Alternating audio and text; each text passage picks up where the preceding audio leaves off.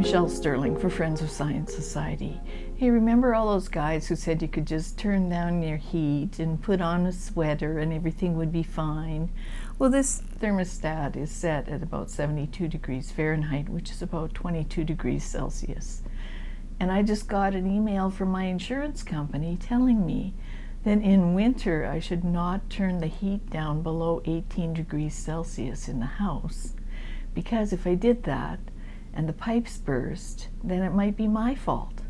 So oddly, we have the insurance community on the climate change bandwagon all the time. They're telling people that they have to up insurance rates because of climate change.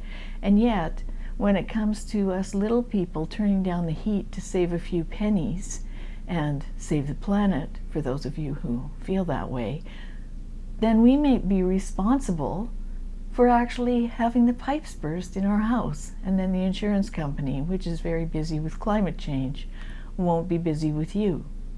So what are we going to do about this conflicted situation? You know, in 2015, Mark Carney gave a very influential speech to Lloyd's of London. It was called The Tragedy of the Horizon, Breaking the Tragedy of the Horizon. And it was a review of climate change data, which he said proved that things were getting more and more climate risky. And that was when he, as Bank of England governor at the time, recommended, in fact demanded, that insurance companies and banks and financial institutes of all kinds start taking climate risk into consideration of their insuring and their financing of companies. But there's a fellow in the States named Steve Kopitz of Princeton Energy Advisors.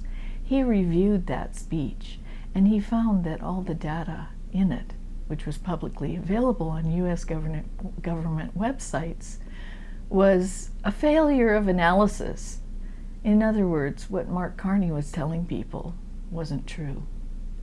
And for that, we've turned markets upside down worldwide. And now companies are being forced into mandatory emissions reporting the least iota of emissions that come from their industrial operations. And in Canada, we don't have what's called safe harbor regulations, meaning, you know, if you happen to misinterpret or misstate your emissions, you can be sued by all these environmental groups who are rich, and they're really into lawfare. That's how they make their money, a lot of them. So it's important that people understand that there's a lot behind the climate change movement that you don't see. And I recommend that everybody read the report from the House Judiciary Committee on Antitrust Violations out of the US called Climate Control. And you'll see just how integrated and entangled all these different interests are. And they're all working against you.